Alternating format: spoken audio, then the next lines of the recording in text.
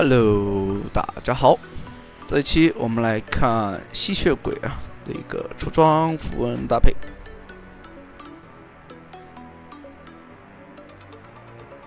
吸血鬼后期确实强，但是怎么说呢？这英雄我又不太推荐大家去玩，因为前期太折磨了。没有2件套或者3件套起步去发力的话，打得很难受。这边，虽然说他带的果子天赋为什么我推荐出装那里没有选择？因为果子天赋削弱了，就在这2天。但是这个素材是旧的素材，所以，这边跟大家说一声，果子天赋从30金币变成了现在的点银是10金币。那就很明显就没有用啊！这件符文，这个符文，那不如直接现在估计吸血鬼的话会选择带这个什么公理秘术，直接增加大招的伤害和减少大招 CD， 还有个回血量，就大招的有个回血能变得更多，就吸血鬼大招的话是能吃到这一层的。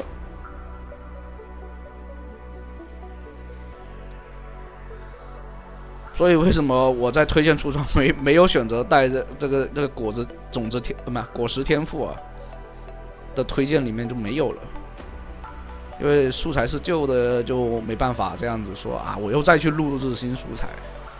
但打法其实差不多，因为出装上面整体上面是没有太大变化，就唯独在符文这里面是有一点点小的变化，但它不是说没有替代的，是有替代的。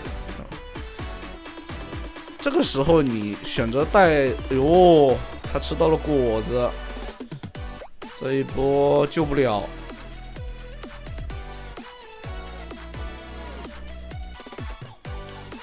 对面的赵信应该是有闪现的，所以这个时候是我必须得往下靠。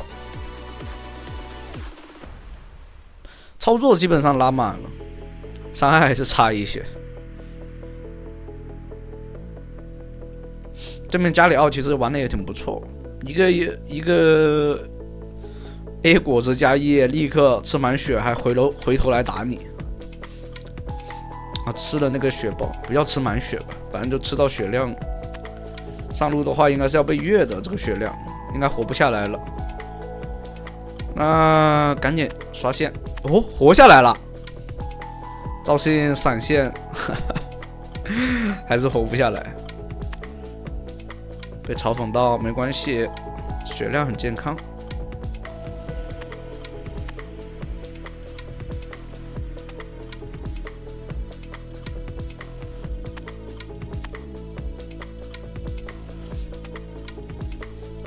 可以看到就是赛季初期的那个峡谷整体来说是强度比较高的。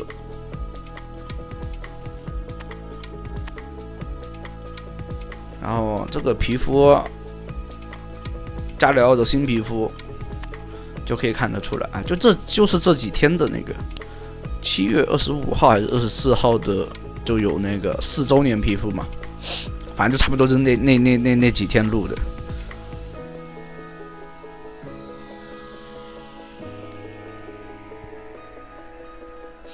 加里奥这英雄呢，你想要打吸血鬼的话，你就想他要单杀，就肯定不可能的。加里奥已经丧失了，就是在中单里面单杀能力算是偏后的那种，偏弱的那种。不像很多一些英雄，他就是能靠自己打消耗，然后去创造。那加里奥真不行，加里奥想单杀，除非对方英雄克制，不然好难杀呀。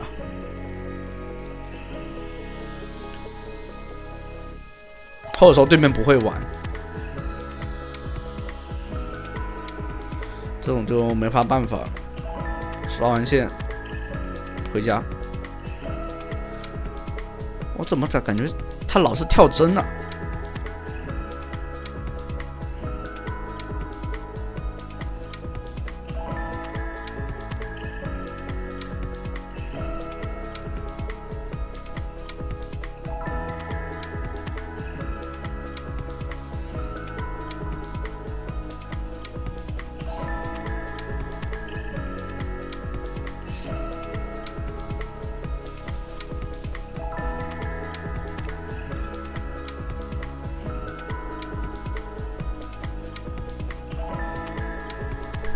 而且你们有没有发现啊？如果你们是那种比较多账号的，就是说好多账号一起玩，或者说你们有一些帮朋友打过号的，就是说借朋友的账号去打的话，你会发现有一些人的账号好打很多，有一些人账号巨难打。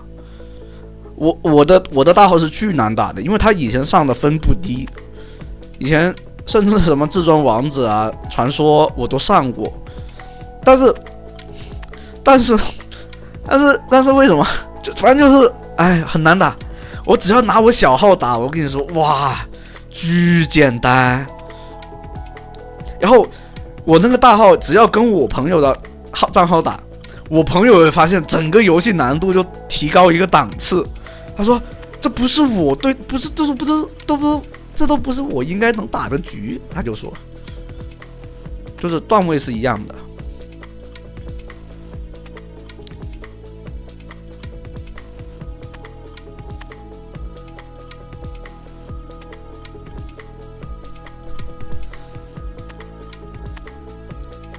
这里的话选择互相换资源。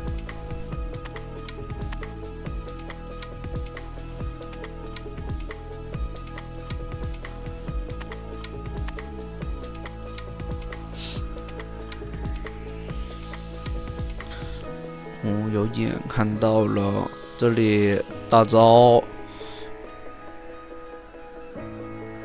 这里不要太着急啊，然后先拉出来。卡莎这边先救一救，然后补一下输出。这个青钢影还是太灵活了。这里的话尝试一下，看能不能杀一个。这里的话给了个大招。这个青钢影的话有个盾哦，哎呦，看没有？这里面3个人瞬间给那个输出，要是没闪现的话，真出不来了那个圈。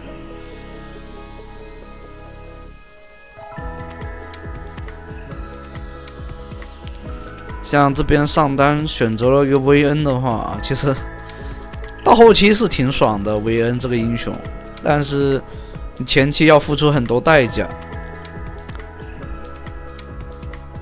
其他队友其实挺正常的，像露露啊、双路打的都挺好。然后中单的话，两边其实都产生不了人头，但对方选择拿先锋的话，那一塔没人管，肯定是会被破的。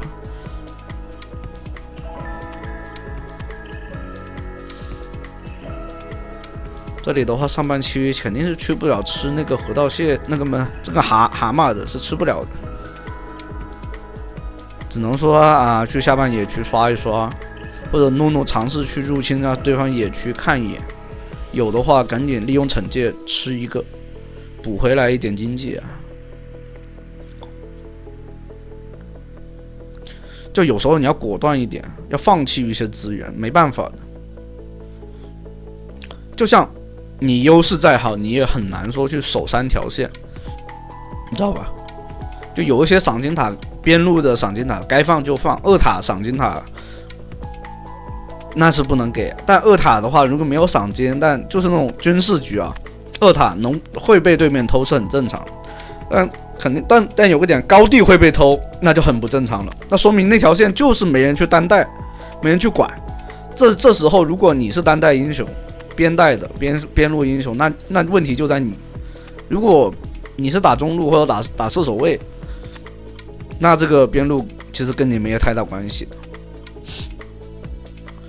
就边路的兵线不是说射手跟中单能去很好处理的，中单和射手，肯定是要在团战的时候及时到位，要给到输出。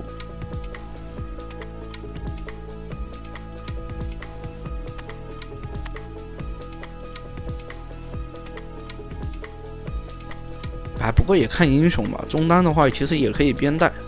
像瑞兹或者加里奥这种有位移可以边带的，而且有那种远程的一个带线。但如果对方是一个青钢影去带线了，那你要去处理边线，你身为一个中单或者说一个射手要带出去后身后还没塔的话，你很容易被对面追着杀，这也没办法。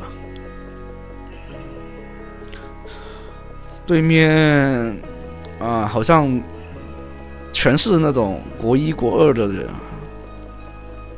所以对面也是国服前10的那种，基本上他这个对局就是国服前10的对局，两边都很能拉扯。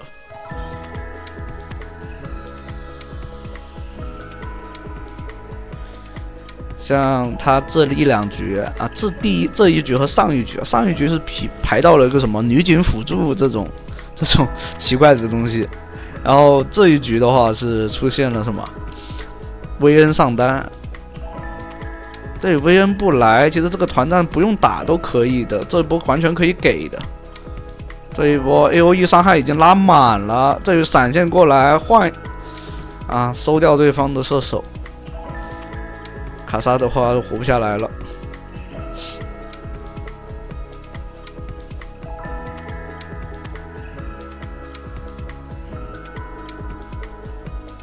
这里的话就一个加里奥能操作对方的，莫甘娜一个 E 边上插死了。你看这里就是很明显的一个点啊，青钢影完全是没必要 TP 上去的，但他就是太想守这个上路，反而又没守住，然后队友这边又掉出问题。所以这就是我前面说过的，有优势的话，只要能中路一塔能守住，边路1、2塔其实问题不大，都掉都没关系，就到这个时间点。但你前期掉肯定不行啊，前期掉我靠，1层塔皮就150，2层塔皮1个人头，4层塔皮，我靠，那就送的相当于你前期白送的，人家2个人头，人家早做一件大件，那刷经济能力你是比不了的。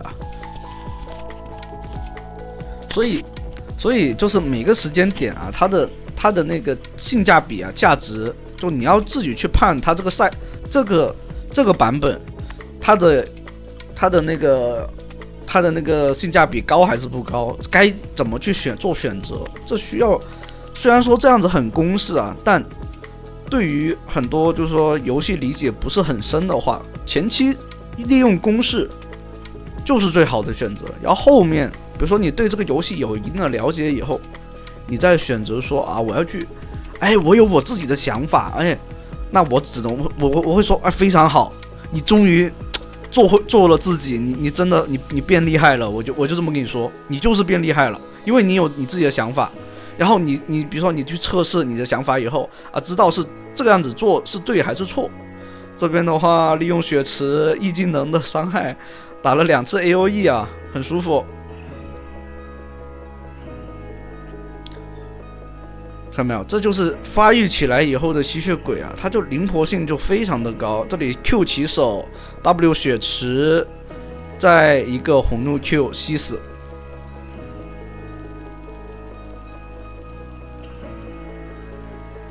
看到没有？这就是后期吸血鬼很强，但我跟你说，他前期难受点，你们是。我不知道你们有没有体会吧，反正我是觉得它挺难的。如果是你们去玩，我感觉前期已经炸完了，甚至中路都有可能已经炸了。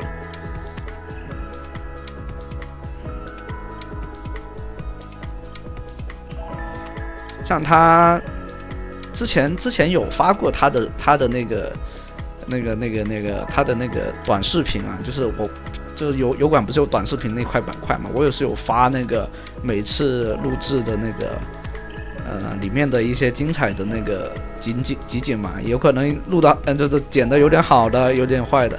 他的话之前不是有个老在那里叫的嘛，老在那里叫唤的嘛，然后他打巅峰赛的时候就不会有那种嘻嘻哈哈的表现了，就玩得很认真了。就他现在就是很明显那种不搞节目效果认真在那打游戏因为赛季初是吧，要上分，赚的是什么？赚的是米赚的是生活费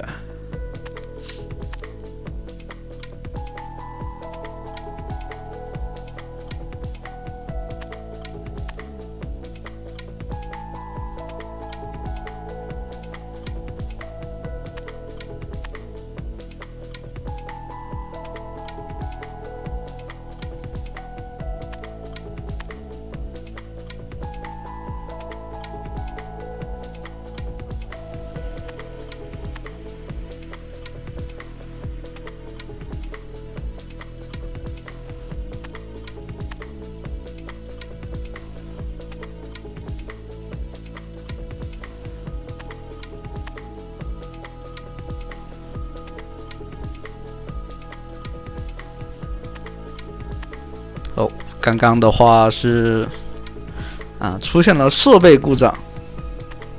哦，现在好多了。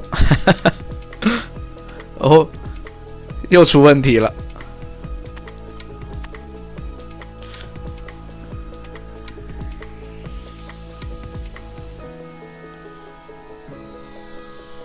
这边的话回归了游戏正常的一个，直接就来到了打团的一个画面。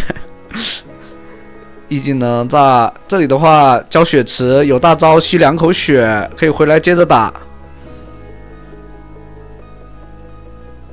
这里的话，其实给个视野是能接着杀的。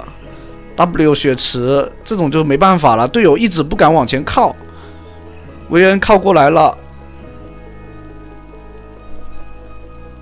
这位置其实，在这种狭窄的地方啊，就是吸血鬼最喜欢打的位置。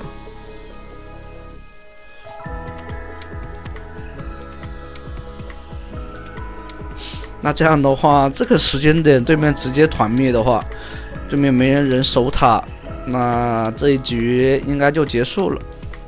那行，第一把就到这，后面还有，欢迎大家接着往下去看。